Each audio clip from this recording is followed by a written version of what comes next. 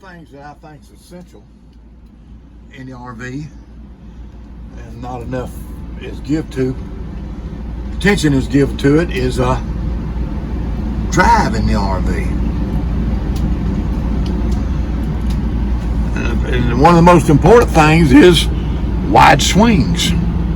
If you're swinging to your right, hold to your left before you make your turn. See how far away from the stop sign I am? You can barely see that stop sign. It's inside the tree. I stayed on the left-hand side of the road to make this right-hand turn. Now, if I'm gonna make a left-hand turn, I hold to the right side of the road.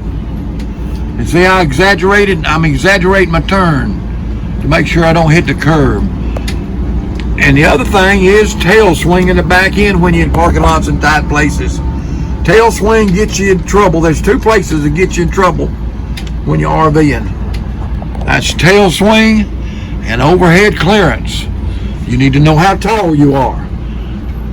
It'll tell you in your manual, but the best way to remember it is to measure it yourself. Get your 2x4 in a level. Lay that 2x4, 8-10 foot 2x4 on top of your highest point. Pull it off level and pull the tape down to it. You need to know your height.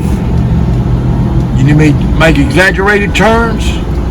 Hold to your left in the highway when you're making a right-hand turn. Hold to the right and make exaggerated turns, and you'll stay out of trouble.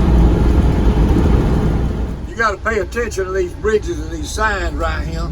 Somebody tapped that one right there, but that was 15 foot. We had plenty clearance, but that's something you have to watch when you got a tall motor home. We're looking at my favorite time to travel. It's cooler at night. Get better gas mileage at night. Less traffic at night. Don't have as much to put up with. All you got to do is just ride and glide. We out here. Mama's sitting over there playing on her computer.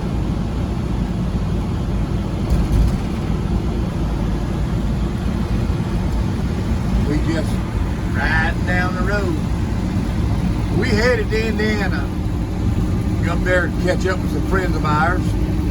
Shawana to be exact.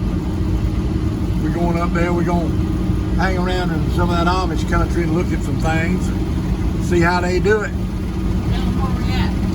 We're in Montgomery, Alabama. We just left Baker, Florida, down there at the shed. We headed up the road at night. It's about 77, 78 degrees here now, where it was 92 to 95 out here. Way cooler than it was. Things are running real good right now. Got a little rattle up there that's irritating the fire out of me. I don't know how to figure out where that's at, but we'll get that done. But we rolling. We'll talk to y'all sometime later up the road. Another little tip I'll show you. I don't know if I've already showed you this one or not, but I covered that dog box with new carpet, and I done a pretty dang good job, I think, for myself. Hey, little things that I could have done a little bit better. I'll know on the next one. But covered up real well. Me and Mama's always had a little trick that we do. See it right there? Well, I'll show you the rest of my little trick in a minute. Cover it with a throw rug. You can see it right here. We just bought a little old rug, Walmart, Target, or somewhere. Probably Walmart. I'm a Walmart man. I love Walmart. Anyway, we cover it up.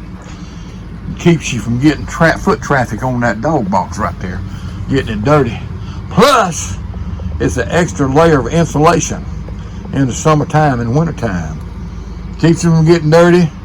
You can see I got stuff over there where I go in and out. I got mats, floor mat type rugs down, and then I got some right here where I walk in and out. I go in and out a lot.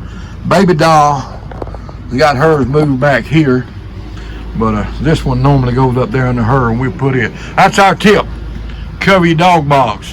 It insulates it and keeps it from getting dirty. For you guys don't know what a dog box is, that's that engine cover. That's old old hands that drove a truck or something before call them dog boxes. Summertime, wintertime. Reflectix in the front windshield. Summertime, wintertime. We like that Reflectix in that front windshield. It keeps the hot out and the cool out, and the hot in and the cool in when you want it. All works that same way. We got some over here.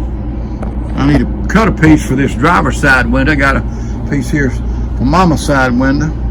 You can let them there other blinds down there a little bit and help out a lot. I got Reflectix in that window behind the TV. It stays there all the time. And in the back there, we like to make it dark back here. We ain't spread out moondocking yet. Laura, a completely different storm with the winds. Sally is going to be really the storm that we're known for with the rain. So despite a weakening storm, Sue, 80 to 85 miles per hour, now down from like 100 to 105, the rain hasn't changed whatsoever, and it's actually a lot wider of a margin now. There is no bullseye of 20 inches to 30 inches of rain. I think all of us are within that margin now, but the average, I think, for Northwest Florida is still sitting at about 10 to 15 on the... Yeah. Weather aware. Rather than go home and be in the middle of it, we sat on our mooch dock spot. We would listen to the weather, paying attention. So we just sat still for a few days, longer than what we anticipated, 3 or 4 days, and let this blow go by. Weather aware when you're in a small mobile vehicle. Weather aware. We live in this thing, and we need all the extra storage space we get, so we got us some of them there Sterlite stuff. Mama made her another chest of drawers up there so she'd have stuff. We got all our closets full, and we needed more storage space, so she got her a couple of them Sterlite things. See them on cheap, featured on cheap RV living quite a bit, and they all handy and they good.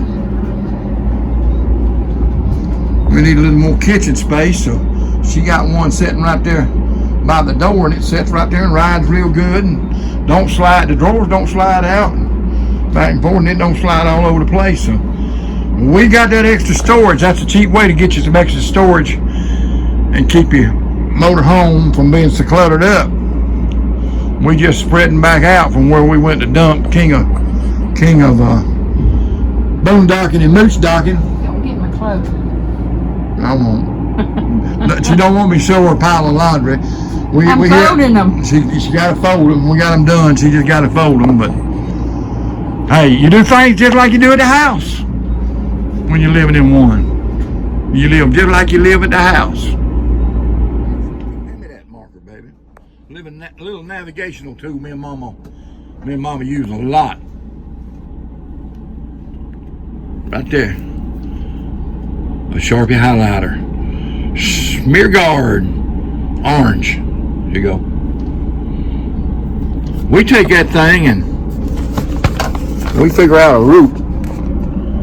We color our route in orange, and it's easy to find. You're not hunting. You see them slash lines through them?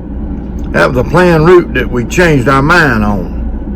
So we've changed our mind down through there. We're going to come across the interstate, go down to North Carolina, and get back on the Blue Ridge Parkway, see what the Blue Ridge Parkway looks like in Alabama. And I may have this sucker upside down, but it's all right. Mama can fix it. But we're going to go that way. We're getting out of here. We're going to play Willie Nelson again. Check in with y'all later down the road. Well, I made this journey with